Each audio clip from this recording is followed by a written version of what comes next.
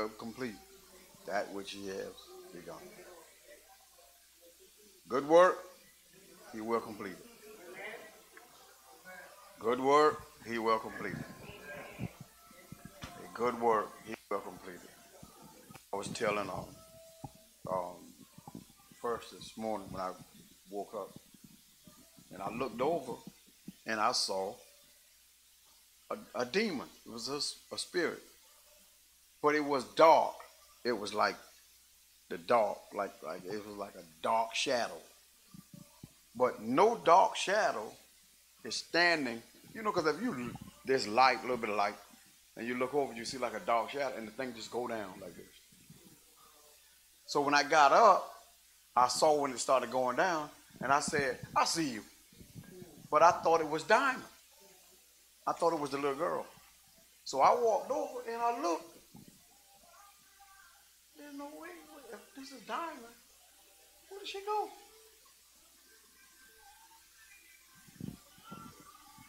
Oh, this is you. This is you. You the one that has been fighting me in my sleep. You the one. You the one. And here's the thing. 2019 is right there. And now all of a sudden, I've seen the thing. Oh my, and I'm looking, I'm thinking. Because that's why I said, I see you, because I thought it was her. But then why would she be? I said, Lord, look at this right. Look at this. And I guess you know, you see things like that. And I guess you think, you know, these things think that you're going to panic. No, I'm not panicking. No, I'm not panicking. Because I know one thing, you don't have that type of authority. Not to make me panic. What I have makes you panic. But the enemy tries to make you panic. In other words, if you see enough of me, you'll leave your house. The devil is a lie.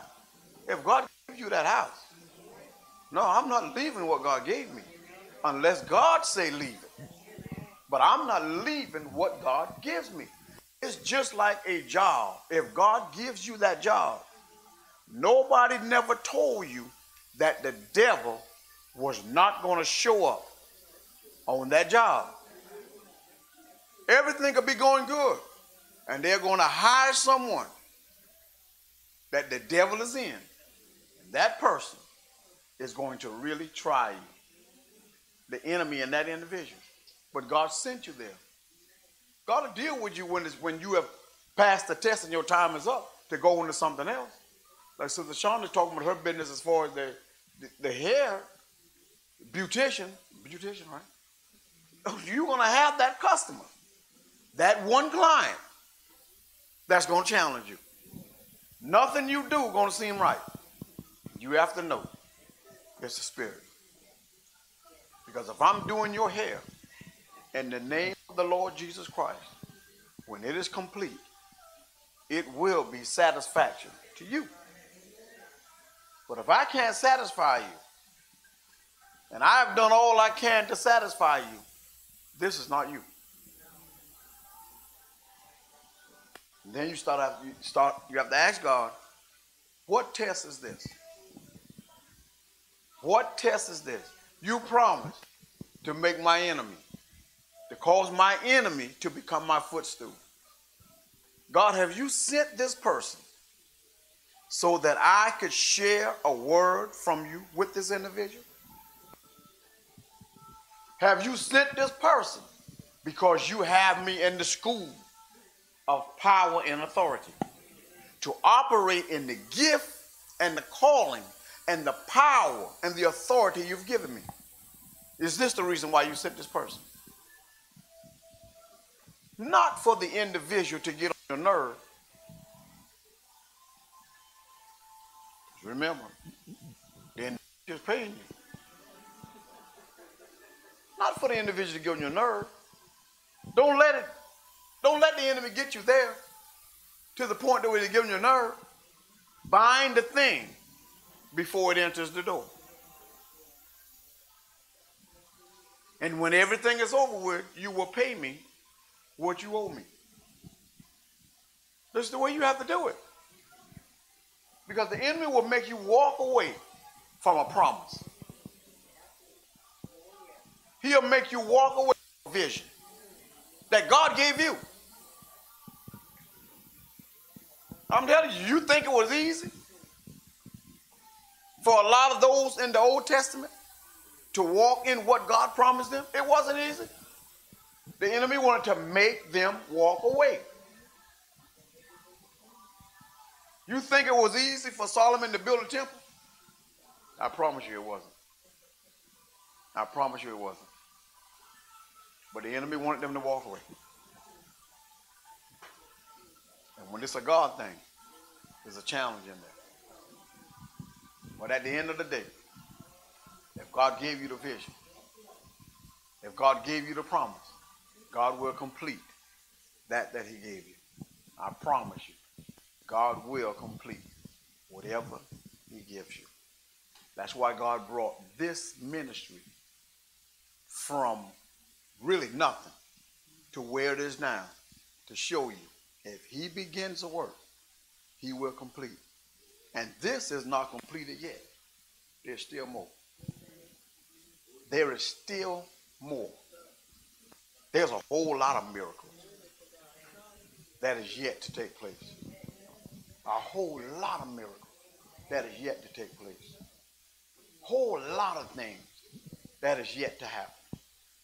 And God will get the glory out of it. He will get the glory out of it. I remember we was in here one day and Chris was sick in here. And first was holding him because he was sick, going through whatever, the little kids go through. And he was going through. And I remember coming to him and I said, do you believe if I lay hands on you and pray for you that God will heal you? And child, you say it. Yeah, I believe it. And I laid hands on him, prayed with him. When by the end of the service, he was up playing. See, they believe us with childlike faith. They believe with child until you give them a reason to doubt you. If you struggle with doubt, there is either a spirit there or someone gave you a reason to doubt, to not trust. Something happened that caused you to not trust. Think about it. Something happened.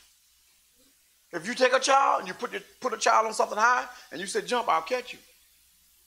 And you never let that child fall, the child have no reason to doubt you.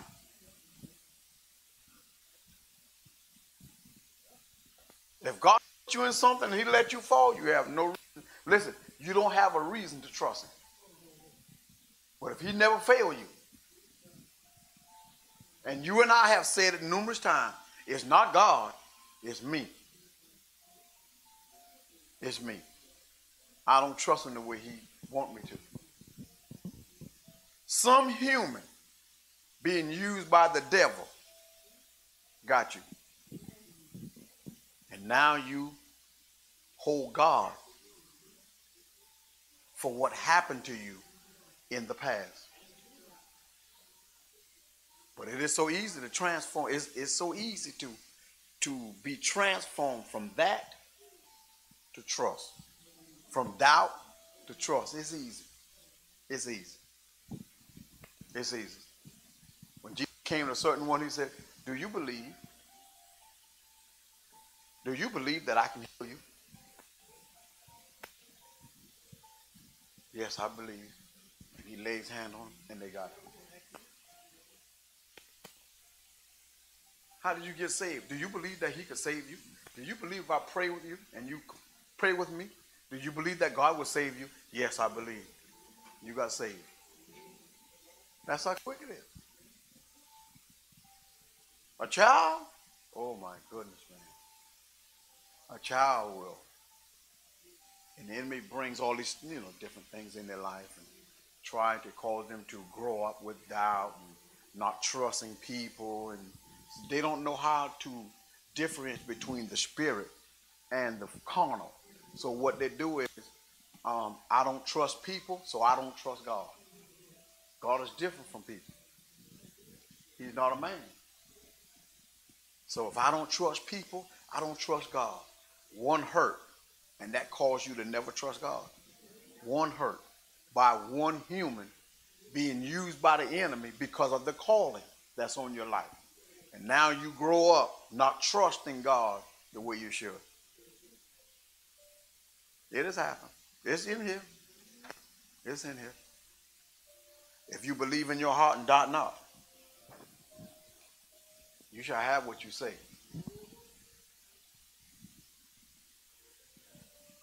So if you don't have what you say, maybe there's a little bit of doubt. Maybe there's a little bit of doubt. Let's just be honest. Maybe there's a little bit of doubt. You got to be honest with yourself. Maybe there's a little bit of doubt. God, I believe that you can help my unbelief. Help me in the area where I fall short. Help me in the area where I'm trying to see. I want you to do more things. I want you to work more miracles. I want you to heal more people, and then I believe you.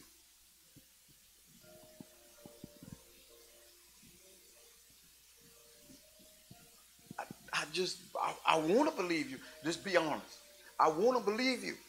I want to believe you, God, but I want to believe you, but God. I want to believe you, but God. I want to believe you. I want to believe you with my whole heart. But God, I got hurt. He still loves you. He still loves you. He still loves us.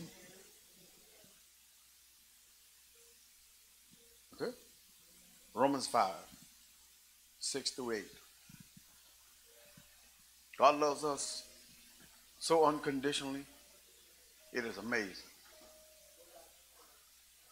It is amazing. You've never met nobody who loves you like God. Because people will flake on you. In the beginning, they'll tell you, I love you with all my heart. I just love you. Oh, my goodness. You're so, and all people really want is somebody to love them. Think about it. Children, that's all they really want is someone to love them. That's it. Someone to spend time with them, show them that you care, show them that you'll be there for me. That's what they want. Children are people. Same thing adults. That's what they want. Somebody to spend time with them. Someone to show them that they care. Someone to show them that you can trust me. Someone, that's what they want.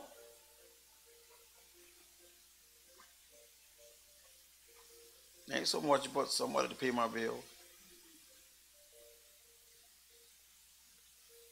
Because I don't think nobody in heaven has bills.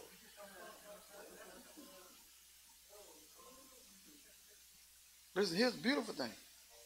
Even when you go to hell, the bills are paid. You don't owe nobody nothing. You got it. All right, go ahead. For when we were yet without strength, in due time Christ died for the ungodly. Go ahead. For scarcely for a righteous man will one die, yet peradventure, for a good man some would even dare to die. Okay. But God commandeth his love toward us, in that while we were yet sinners, Christ died for us. So in other words, his love towards you is not based on how good you are.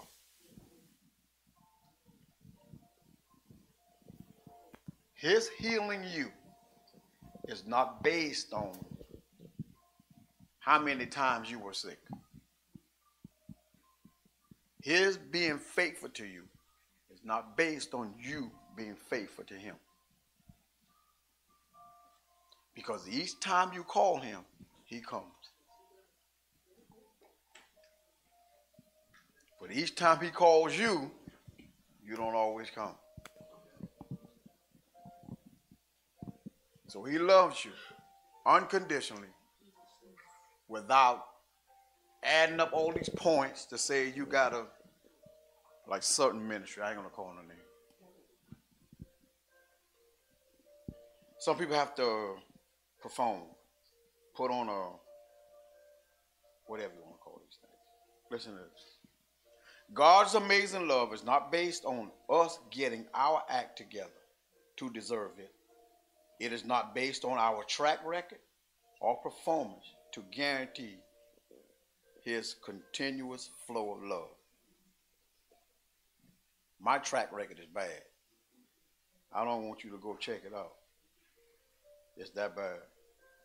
God's love is based on the fact that God is love. You find that in 1 John 4:7. If you are love, then that means the way you love me has nothing to do with the way I love you. Because if I am love, all I have for you is love. Because I am love. Okay? If I'm a man, all I have is a man. That's all I can give you is a man. I mean, you know, they got people now that trying to, that's the enemy, you can tell. Trying to twist things. But that's all I can give you is a man. I can speak to you from a man's perspective. I can speak to you from a man's standpoint. I can speak to you from a man's angle of seeing things. That's all I can give you. And if you're a woman, that's all you can give me. It's a woman. So if I marry a woman, I expect a woman. Okay? If God marries you just the way you are, he knew when he married you what you were.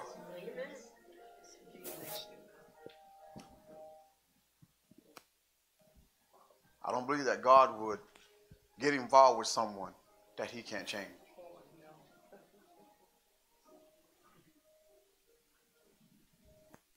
Sometimes we get involved with people that we try to change. And people will tell you, when you met me, I was the same. Don't try to change me. You ever met people like that? Don't try to change me. I'm not going to let you change me. Listen, baby, I'm trying to help you. I'm trying to help you. I see what you don't see. You see what I don't see. I'm trying to help you. You telling me not to. You want me to take your advice, but you want to take my advice. We can help each other. All right, y'all there? 1 John 4. Beloved, let us love one another, for love is of God, and everyone that loveth is born of God and knoweth God. Now, this is the type of love that God talks about when he marries you. He married a peasant. He knew you was a peasant when he married you. I know you probably say, I'm never a peasant. A sinner is a peasant. A sinner is a nobody. Remember, I want you to understand this. When Adam died, he gave up everything, his position, everything he had, everything God gave him, he gave it up in the garden. And everything that was born human after Adam was a peasant. We eat meat. It was never designed to eat dead things. We was never designed to be in dead relationships. We was never designed to hang out among dead people. When I say dead people, I mean literally dead people. It was never designed. When Adam died, he gave up all of that. And the God of love had a plan. He came to you when no one else would love you. Because if love was there, Pharaoh would never have taken advantage of the Israelites if love was there. Think about this now. Look at how he treated those people. Look at what he did to those people. Look at how he did them. Look at what he did to them. Have you ever used anybody? Because you've used somebody, you know better than Pharaoh. But yet God came for you. Notice this, says the devil. He didn't came for Satan. He came for you. You and I were no different from Pharaoh. But it was what was in us that caused us to act like Pharaoh. Pharaoh used those people. For what? To get what he wanted.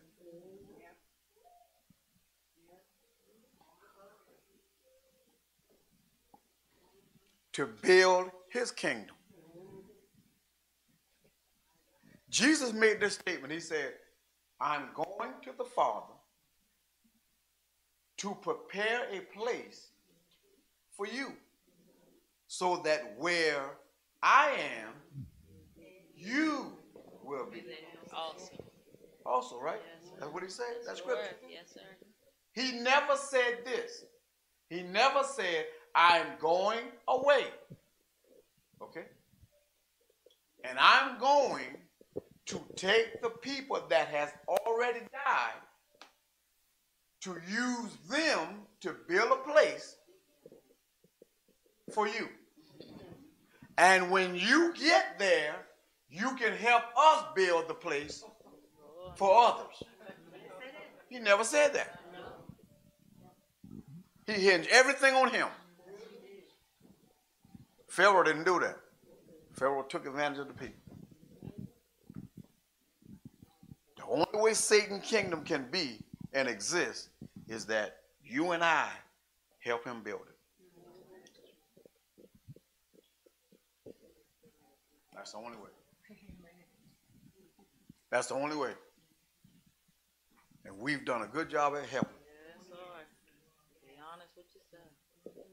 But we're doing an even greater job at destroying it. Yes, Lord. An even greater job. Because if you take the information and get the knowledge and ask for understanding, it opens your eyes to what the enemy has actually been doing. And I saw him this morning, like 6 o'clock this morning. He on his job.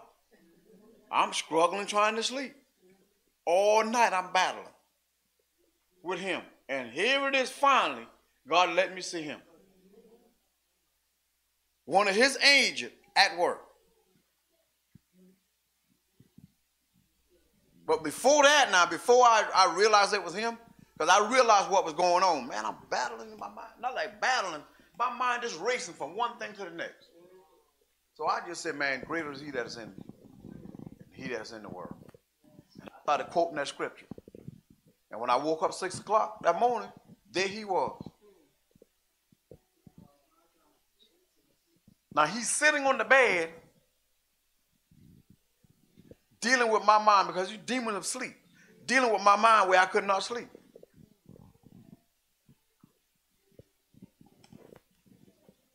So he's working. I just wasn't working. He was working me down. Not for the Lord either. Taking away all my sleep. Man, I got to work. Lord, I hope it's a slow day. Because I'm slow, I'm moving slow. Boy, I got that good hour and a half sleep. Ooh, Lord. I don't care if you write me up. It don't make no difference.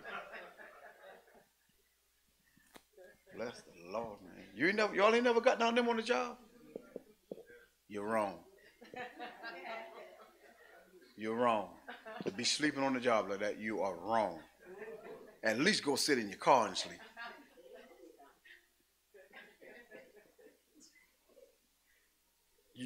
Are you planning on helping your mother in her business? Please don't let her fall asleep on the job. Don't let her fall asleep. One thing I found out is don't eat a big meal. Especially when you got hair to do. Especially when you're on your feet. That'll help you though. But Lord Jesus. Listen, he extends his love and grace to sinners apart from and in spite of anything in them. He extends to sinners. Not only would he tell, listen, you and I, because we were sinners, while we were yet sinners, he died for us. We were sinners. That's all we were, sinners. Sinners. That's it. Sinner is a peasant. I know you, listen, you dress yourself up, you look good, you buy some of the most expensive whatever, but I've watched things that I never really watched before, watch it the way I've watched it now. And I've looked at people who had expensive vehicles, expensive house, and they lay back, abandoned. $600,000 house, $5-point-something million home, a mansion, abandoned. One man bought the house for $600,000. Before he could live in it, he went to prison. Because of no one paying the tax, the house was in foreclosure, whatever you want to call it. And it's just there, abandoned. Nice indoor pool. The pool is probably the size of this building. Abandoned. Nobody lives there. Abandoned. They show expensive cars. Abandoned.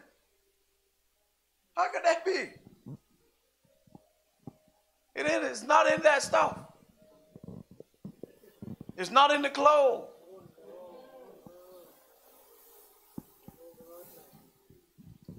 Abandoned. Listen, abandoned.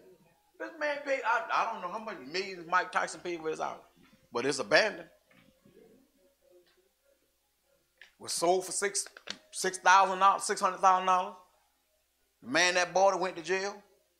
House went up, default, whatever, tax. It was there and it's abandoned. Trees growing up around, the yard's growing up. Nobody's caring for it. Abandoned. You pay $6 or whatever $1 million you paid for it. Somebody probably can go now and buy it for $25,000. Whole mansion.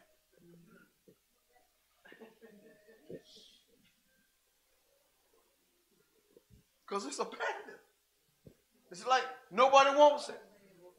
You ever seen something cursed? Like nobody wants it.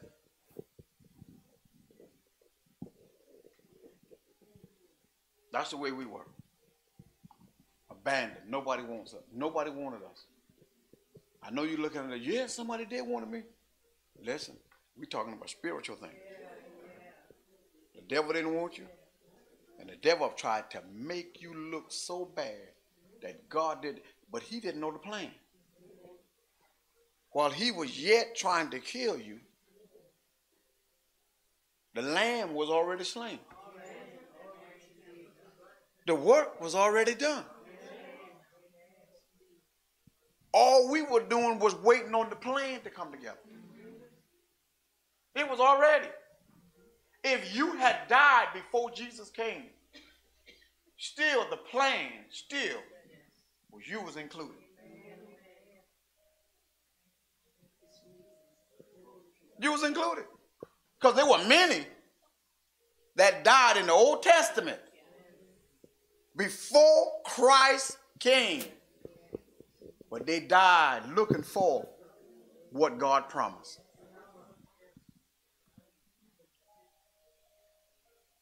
So he died for them also. They went through some time now, some tough time in their life. Our hope of heaven is secured because it is not based on anything good in us. Thank God for that.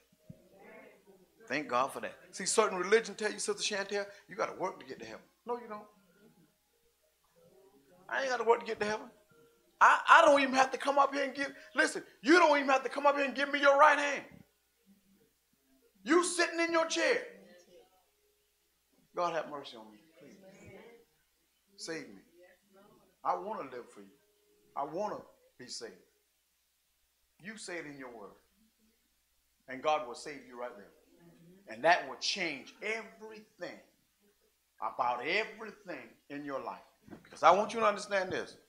When Adam fell, your spirit died. And the only thing exists was your body and your soul. Your spirit was dead. That's why a sinner cannot receive the things of God. They don't understand the things of God. Because the spirit is dead. It's easy for a sinner to tell you, God ain't real. And you and I listen to him. God ain't real. Have you ever went to find out whether God was real? Anybody? Anybody ever went and just tried to find out whether God was real? Movies can't help it. Sister Pam, listen, here it is. I'm trying to make sure that God is real. I just want to know, is he real? Is God real? Listen, have you ever watched a show with, what is the man name? He got a very distinguished voice. What's his name? The gentleman, Morgan Freeman. Talk about his search of God. You ever seen that? His search of God. It's like 2 or 3, 4 hours. It's long.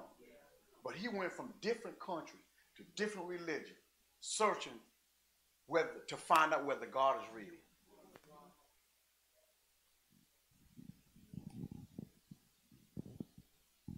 That was our quest. I mean, is he real? Because if God is real and God has a plan, here's what God does. In your life, Sister Pam, he puts a period right there. And that span of time, she's going to come looking for me.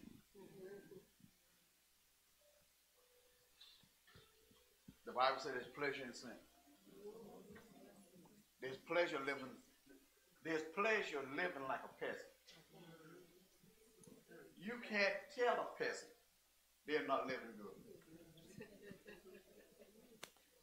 The only way you can tell a peasant that they are not living good is that he or she is older and they watch the life of someone who's living good.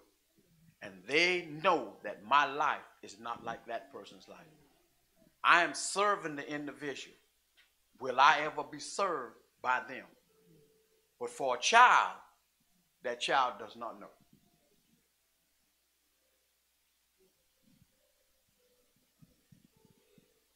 Child does not know. So now, how many of you, at any point in time in your life, you thought you were grown, but God said you was a child? Because the child did not know that he or she was a sinner. And here you are, 30, 40, and 50 years old. Until one day, God allows you to look at a Christian and you see something different in that person's life that is not in your life. It causes you to reach out or to cry out to God for change.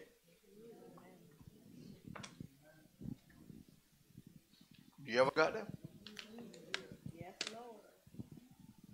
You ever got that? That's how a lot of people are going to come to Christ. Through you. Watching you. Trust me, they're watching. You just don't know. They're listening to every word you say. And they may never tell you nothing until you mess up. And then they'll say, I thought you were. And here's what you tell them. I am that. I messed up. But I didn't know you were watching me like that. But now that I know, I'll do much better. Thank you. The Lord will help. Because I want you to keep watching me. Because they're going to watch you. They're going to watch you. I told Glory. I was watching her. I told her this was like a couple of weeks ago. I thought you was a Christian. Why? Because I'm watching her. She could have easily said, I thought you was one.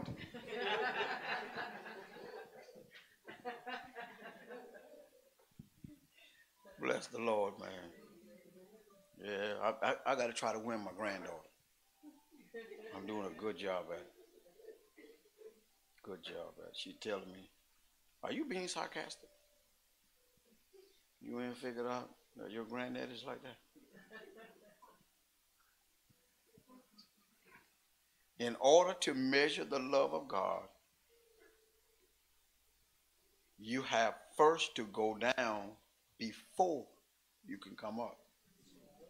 You got to first go down before you can actually come up. Well, God, I'm down enough, man. I looked at good times, man. I was down enough. You do not start on the level and go up. You have to be brought up from a dungeon, from a horrible pit. Unless you know something of the measure of that depth, you will only be measuring half the love of God. If you don't know the measure that you're measuring, and you measure and say this is, no, you don't know really the love of God. Because where you were is where he met you. Now he's holy.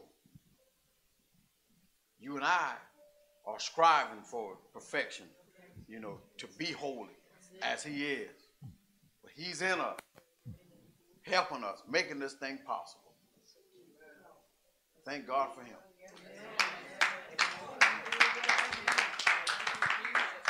You may not look at me as nothing, but God sees me as his.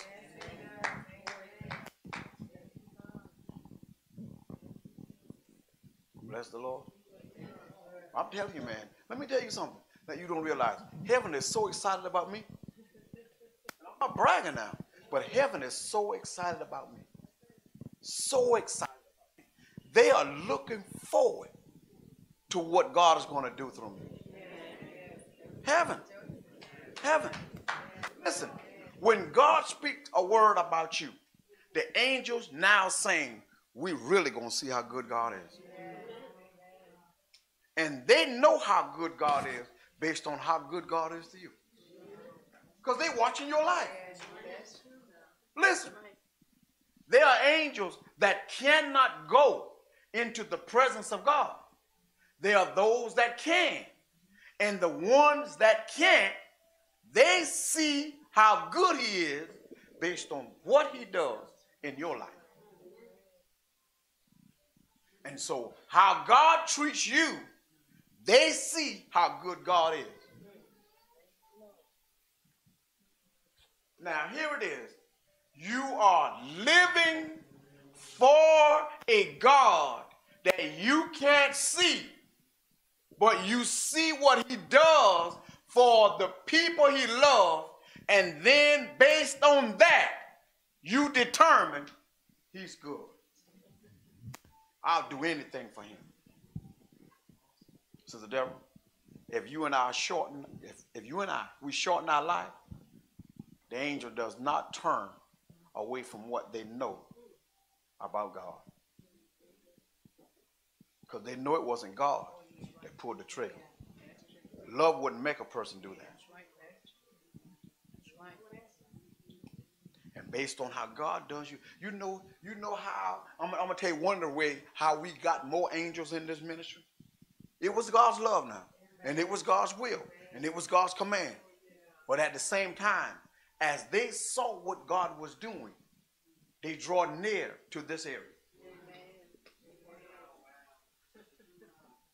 They wanted to come because they saw what God was doing in the area. And based on what God was doing in the area, it caused them to draw near to the area because they wanted to be a part of it.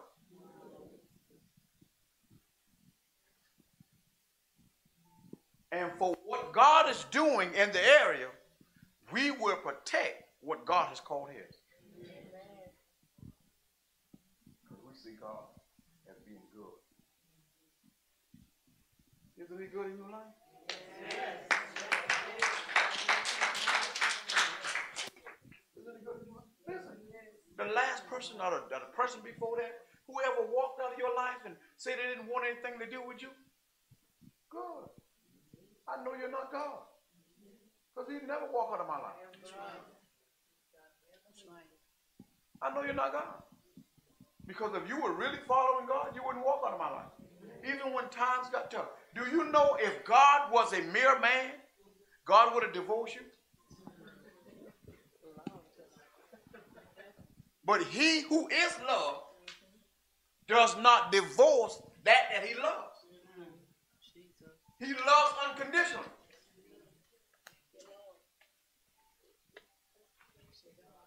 God have a bad attitude. I still love him. God have bad thoughts. I still love him. God, there are days I don't even think you're great. Still love him. God, there are days that I tried to run away from my calling. I tried to even run away from you. Still love you. Wherever you go, my angels will go. Wherever you go, my presence will go. Because I love you. I warned you before things happen. Yes, he does. I love you. Yes, he does. Do you know what that peasant ended up with? That they didn't have?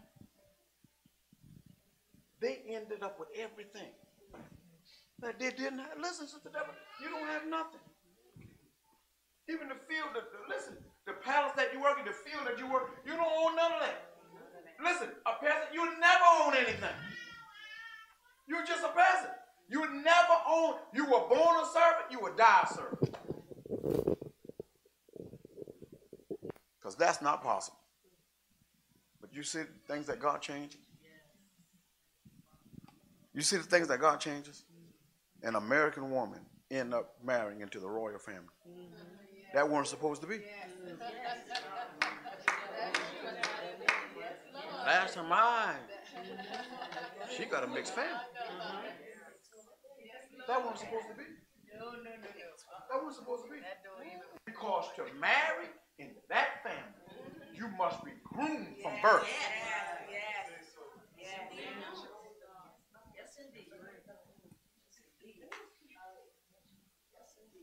This is why the Bible says to train a child, to train up a child in the way that he or she should go. So that when they're older, listen, you groom them for this royal family. You groom them. You and I were not groomed. Well, I ain't gonna say everybody, because some of you grew up in the church. I didn't. But a lot of us were not groomed. So we came in raw. But God, he married us anyway. He loved us anyway. Man, we came in wow. You can't fit in this family like that. We spent more time talking back to the angels because we were not brought up in that way. Disrespecting the Lord. You're right about him. But we were not brought up in that way. But now look at us. Time. Understanding. Sitting in royal classes.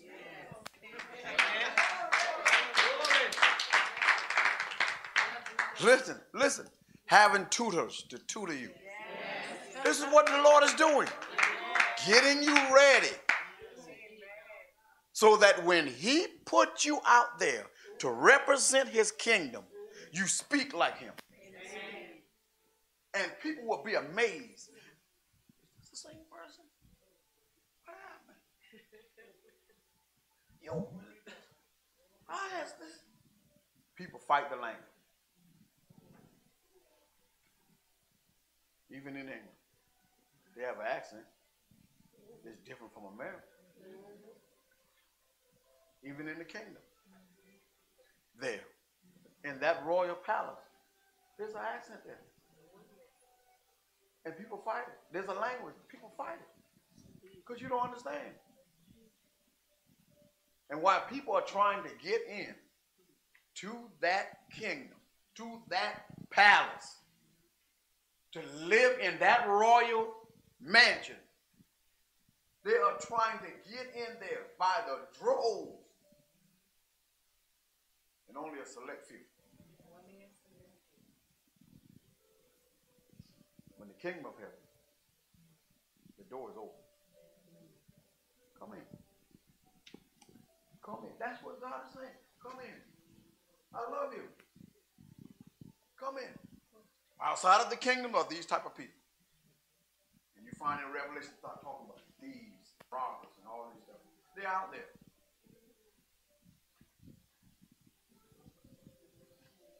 And that's what we were. Now that we're in the kingdom of heaven, we different. We different. We different. I can tell God with boldness, you promise to take care of me. Because listen now, I made some bad financial decisions.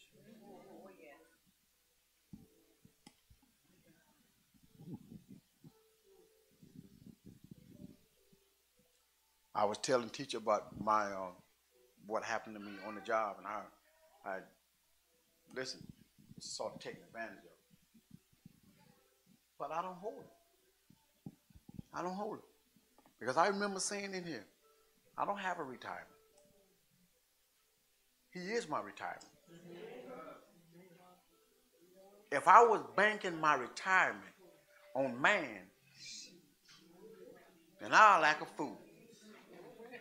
I'll act a fool. Something gonna have to change. Yes. But that's not where my retirement is. It's in Him. Now I'm not telling nobody to, prepare yourself for whatever. But I don't know what happened. I'm saying I'm gonna just leave it like that. I didn't do my part. Now,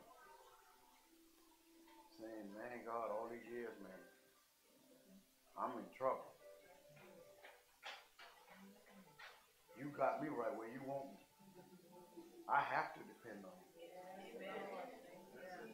I have to depend on you. You have to take care of me. I have to stay in the kingdom.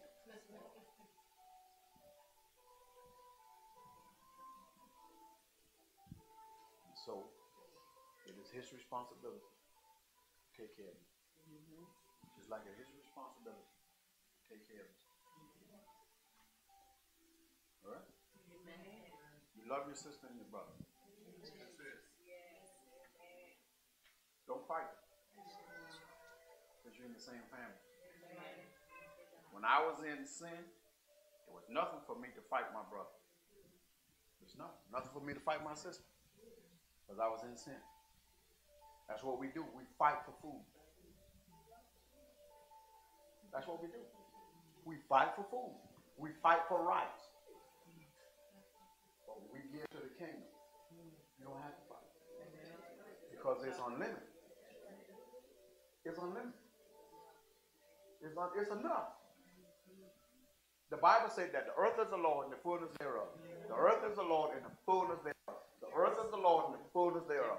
You can tell Donald Trump, you're part of the fullness. It does not belong to you. You can tell him, it does not belong to you. You're part of the fullness.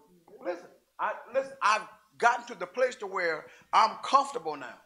Not like comfortable, not like relaxing, whatever comfortable. No, I'm comfortable because you know what I've learned?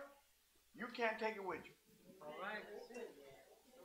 You can't take it with you. You can't take it with you. And I don't care what king it is. God will allow you to die out. Put the right person in position. Because you can't take it with you. I don't know no person yet that have taken anything and they have put all types of objects in coffins so that these people can have on the other side. But if you can get to those coffins, you'll be a rich person. Because it is still in the coffin. You can't take it with you. That's how God fixed this. He fixed it in that way, in such a way that you can't take it with you. You can take Him wherever you go. Now, I want you to understand. You can't die and take Satan to heaven. You can certainly leave here and take God with you. Heaven or hell. God will go. Heaven, Satan ain't going because he'll make sure you don't go. Because he don't want you to see what God had for you. That's right. So listen, you come to me. I came to the conclusion. I don't know nobody else. Listen, I came to the conclusion. Listen, the earth is his. Everything in it belongs to God. So if everything in it belongs to God, and I'm his and he's mine, and he's in love with me, then what belongs to the king belongs to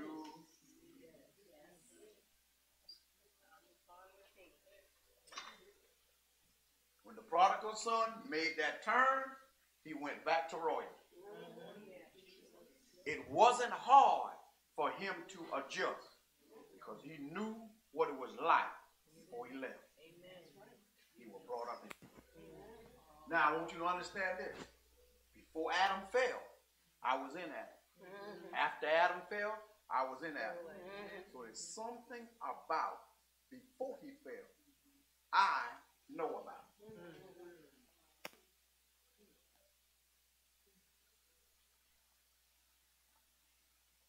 I'm not going back to my little old shack in Hawaii. I don't have a one-room mansion in heaven. I won't have a one-room mansion here. If he's rich, I am rich. What's his? Belongs to me. Let me share something with you. The proof is always in the pudding, if you want to call it. It's always in the scripture. Let me tell you something. One thing I want you to understand. If Jesus needed money when he walked in, he would have gathered a whole lot of money in this ministry. But he didn't. Because everything he needed was in the kingdom. All he did was withdraw from what was there.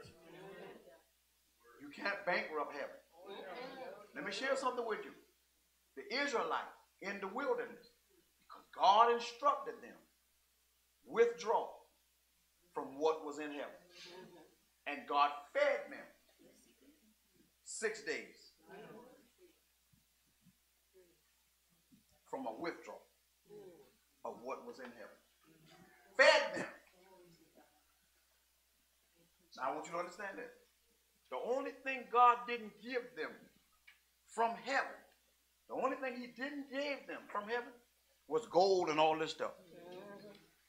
Because that was already in the earth realm. Right. See, they were in a desert, they needed food. See, it's always when you get in a place where you need something, when heaven shows up to provide. Now, tell me what need you have so that heaven can show up and provide.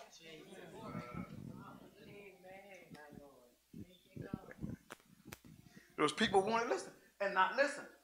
They were not some of the best people in the world. They were complainers. They were murmurers. They were whatever else. But God loved them. So that's proof that his love towards you has nothing to do with how good you are. He still loves you. He still loves you. He provided for them in the Old Testament. In the New Testament, in the desert, he provided again. In the desert. Catch this. In the spirit. Catch this, please. In the spirit. How many of you have ever been in a dry season? Because a dry season is a desert place. You miss your opportunity of provision because you murmured and complained and you did not recognize he was making provision.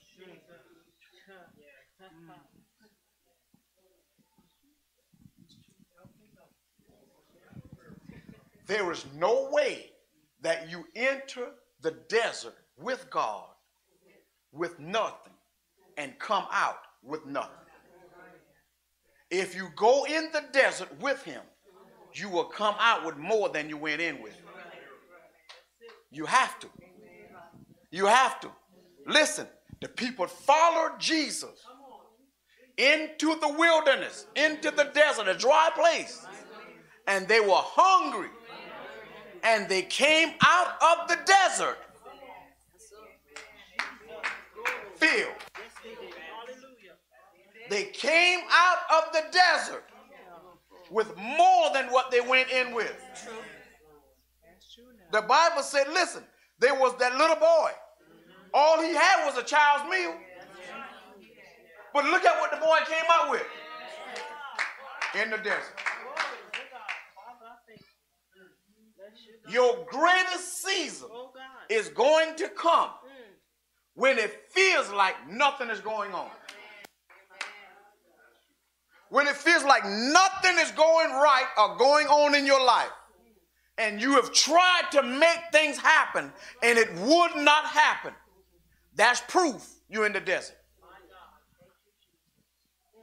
But that's also proof that your miracle is there.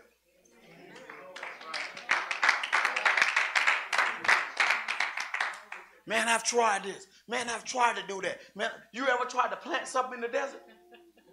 It won't grow.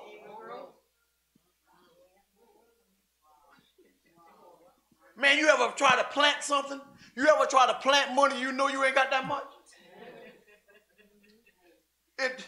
You say it won't grow because you were sowing it into man and not into God. This is the only way to sow in the garden, in the desert. This is the only way to sow in the desert. If you can get the attention of the king in the desert, all your needs will be met. Now I'll do a little better than that. I'll do a little better than that. Take it a little further than that. All right? Let me share something with you. There's something called blessed by association. See, blessed by association is when there is a famine because of who I'm associated with. Amen. Even though, listen now, even though I talked about the person that I'm associated with, Amen. I'm still blessed by association. Amen. What are you talking about, Pastor? How you mean? Joseph was there waiting on his family to show up. And he did not hold against them what they did to him. But he was in a position to bless them. Where was that at? Where was that at? I don't want to know what place it was in, like a name. But if you're in a famine, that's a desert. That's a desert. Because of association. Because of association. Some of you, I don't care how the cut goes. I don't care how the cut goes. You're going to walk in a status that you never walked in before because you are associated. Let me share something with you. There are people, there are ministries that's going to walk and experience things that they would never have experienced if they were not associated to what God has called his. I want you to understand, when God spoke to her tonight and said, listen, the building was mine from the beginning. I gave the man the plans. I told the man to build my church. He said he wanted a business. I wanted a church. It was mine from the beginning. So anybody that's associated with what God has called his,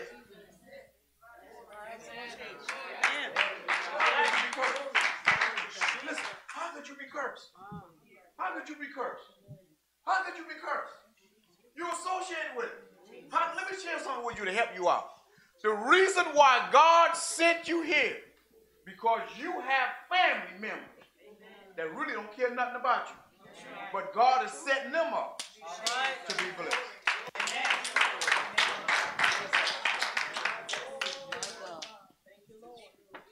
Not everybody now. Some of you got loving families.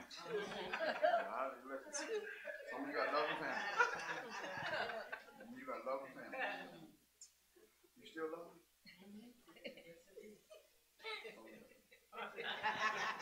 So it's different.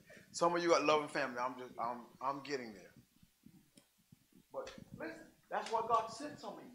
Because and you still caught up in thinking you can get over. How you gonna get over on God? Let me share something with you.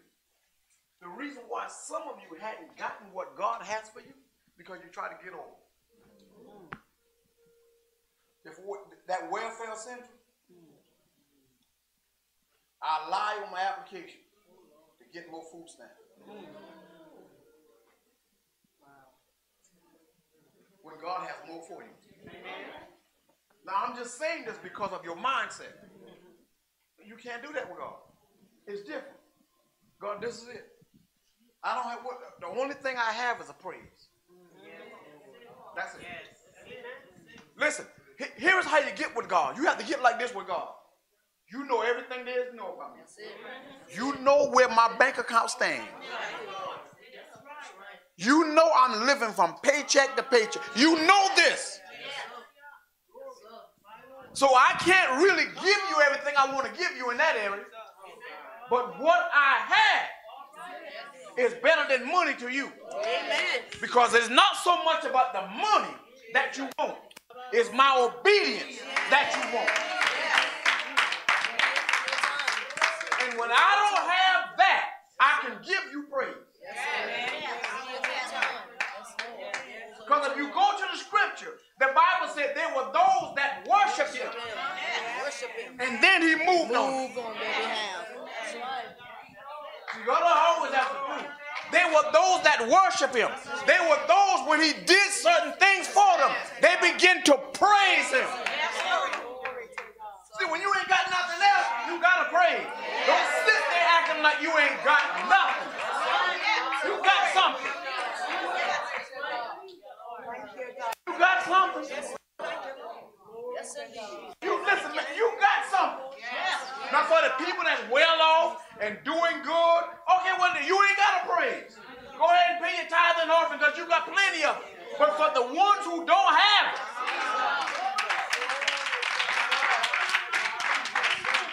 God, I got to praise you for every meal. God, I got to praise you for every door you open. God, I got to praise you for that next paycheck. But I don't know when these people are going to shut the door. But I got to praise you for what you're going for. That's how I go. That's how I go. Listen, that's how I go. I'm telling you, man, listen, when you know you're in a dry place, when you know you're in a desert place, see, you know what they don't know. Yes, they walk with him, but he's walking in you.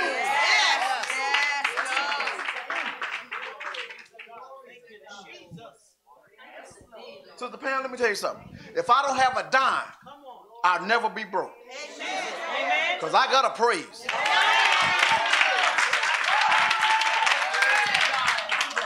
Man, I got to praise, man. I got to praise. And if you ain't never heard, God said you move me. So listen, Evangelist Price said, I'm here. You got me here. Now what do you want? See how you miss it? See how you miss it? Well, Apostle didn't come and lay hands on me. No, you should have started laying hands on me. In the name of Jesus. God, touch God. You move in a mighty way, God. You touch. You move in a mighty way, God. Yes, man, I gotta pray. Yes, indeed. I gotta pray. This is what you look at. God, okay, God, this is what you told me. You told me that son, that daughter would be used mightily by you. Okay, God. So if that's the case, then why is this person going through what they're going through? And I promise you, God will say it's ministry purpose. My God. Glory. Sister Pam, because I want you to understand this. You can't kill a promise. Amen. So if you can't kill a promise, you might as well go ahead and praise. You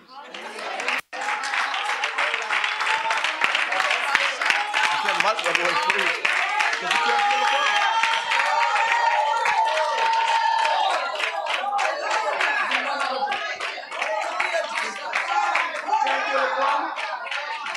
Give a promise.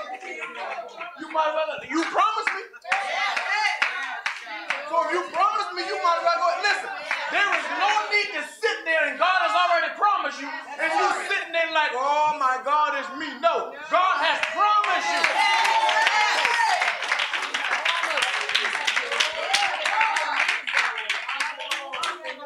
So God, I praise you for what you promised. I praise you for what you promised. I praise you for. Listen. You know the excitement is this. When the king come and get you out of the field and bring you, man, listen, I'm shouting everything.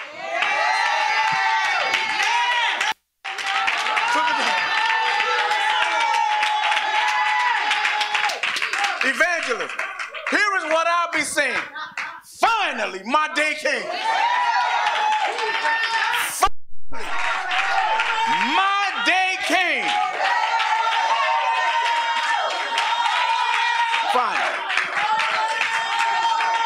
Finally, my day came. It looked like it was. I saw others got up. I saw others would. My day came. Finally, my day came. Finally, my day came.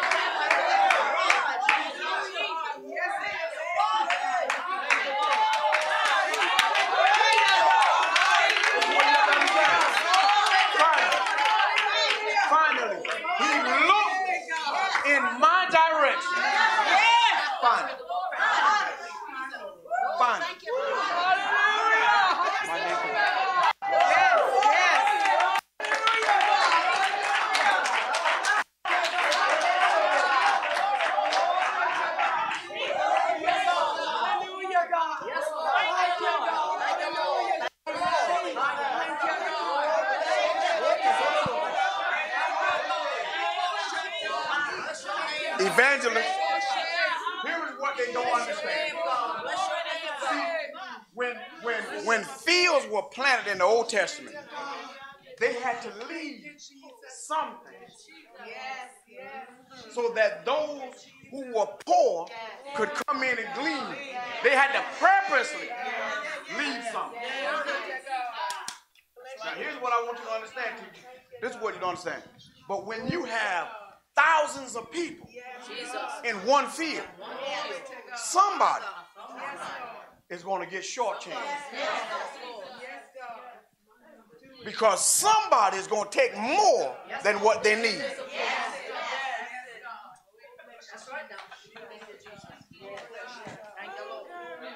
Finally. Glory!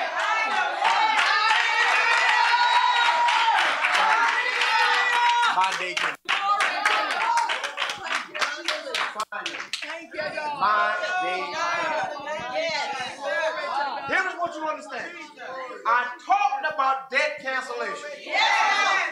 Oh my God. Oh, you ain't catching this. Catch this. Catch this. Catch this. Catch this. See, it is nothing to be a peasant and be in debt. It is nothing to be a peasant and be in debt. And you didn't know how you get in debt.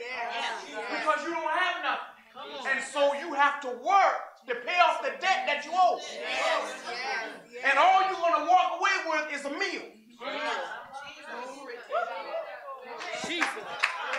But when your turn came and the king looked your way, your debt was canceled. Because when you move from the field to the palace, your debt was canceled and it was paid in full. Here's what you don't understand. Here's what they don't understand. See, it is nearly almost impossible.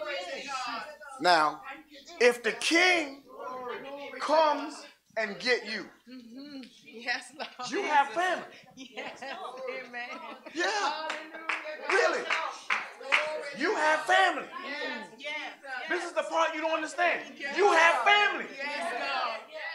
So you mean to tell me you're going to get me and leave my family? Thank you, Jesus. Glory to God.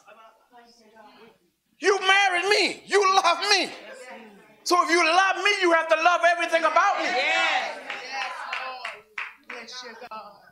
Do it, Jesus. There's no need for me to be sitting in the palace. Listen, I'm sitting in the castle, looking out of the window Glory to God. at my family Hey, God. and praying, God have mercy on me. Oh, no. Oh, no. Oh, no. I want you to understand this, Sister Pam. Listen, I got children. You still want me? I got children. You still want me? Listen, this is what you don't understand. I have children. Do you still want me? Yes, yes. Because if you call it baggage, that's what it is. If that's what it is, but I have children. Do you still want me? And if you still in agreement, listen, I'm going to get my children.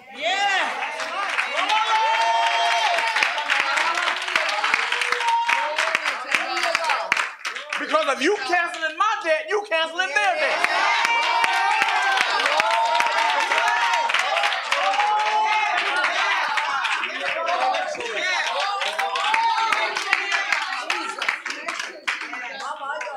So you know what I say?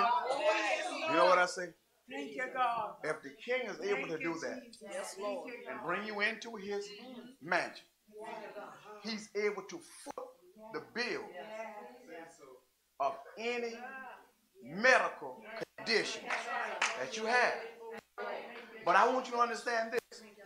All of that was paid. There was a premium. What is the thing that you had to meet? The deductible. That was already met.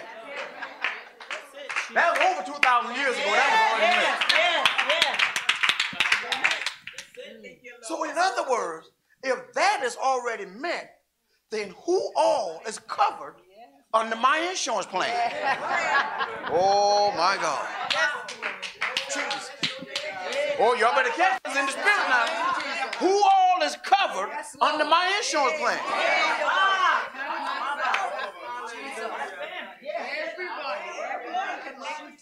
God, there ain't no need to heal me if you ain't gonna heal them.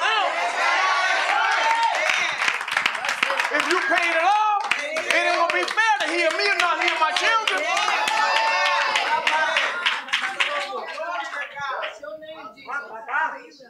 If you love me and you love everything about me and you want to see me happy, I want to see my children well. Oh my goodness. I told you, he that hath begun a good work. Sister Deborah, it is our turn.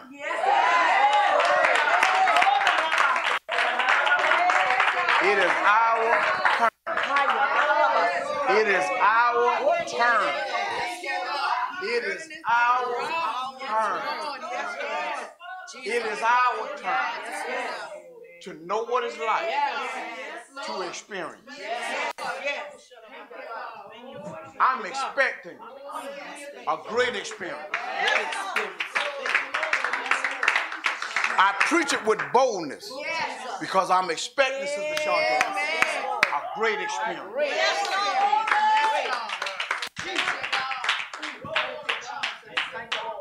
I don't worry about it no more.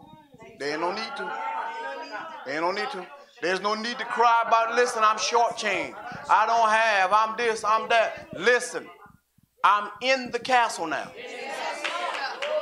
I'm not a servant there. They're catering to me.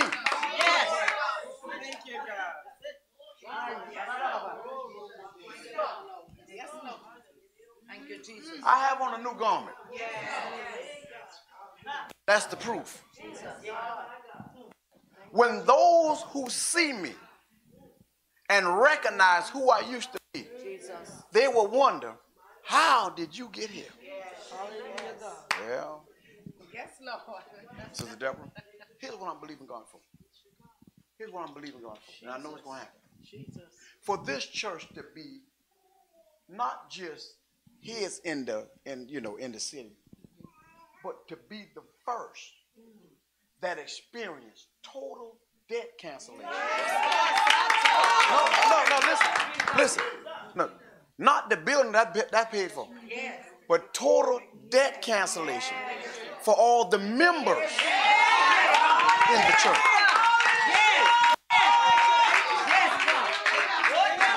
Total.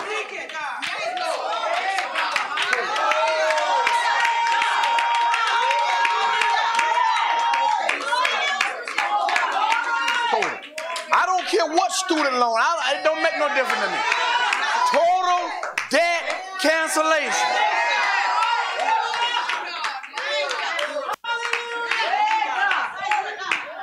So when that testimony goes out, it'll go out. God met their need. He got to meet my need.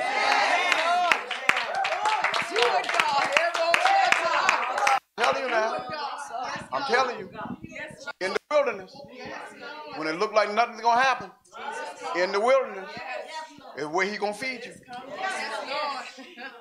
In the wilderness is your best meal. In the wilderness is your best meal. Let me share something with you. We got to go. Listen, remember, they call it the Last Supper. I want you to understand that. They titled it as the Last Supper. But I'm telling you what the Lord is telling me. They titled it as the Last Supper. That's what they titled it as. But you know what it is? It is proven to the enemy. This is the last time. This is the last time. This meal represents the last time that I'll be defeated by you.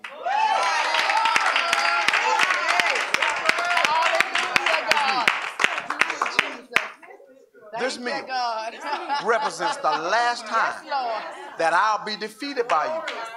Now, here's what you don't understand. This message is a meal. This represents the last time that I will be defeated by the enemy.